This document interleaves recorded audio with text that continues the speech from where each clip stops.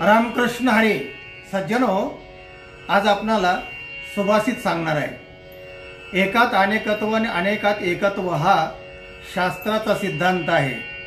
एक जाणलं की सगळं जाणलं जातं असा एक महत्वाचा सिद्धांत आहे.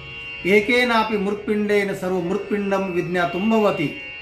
एका मातीचं ज्ञान झालं की मातीपासून होणारे सगळे घट मठ हे सगळ्यांचं ज्ञान आपोआप होतं. एका सोन्याचं ज्ञान झालं, एकची सोने नाना लेणे बाळी आणि बुगडे जगामध्ये ब्रह्मदिसे उघडे. म्हणजे एक केलं की सगळं केल्या जातं असा जो एक श्लोक आहे, ऐका.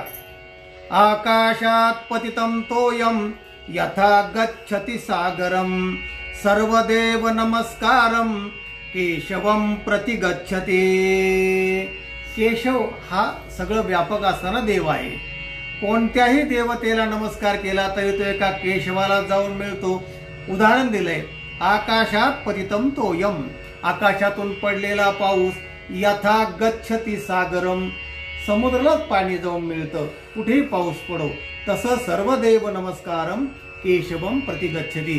कोणत्याही देवदेवतेला नमस्कार केला तरी त्या केशवाला जाऊन मिळतो. रामकृष्ण.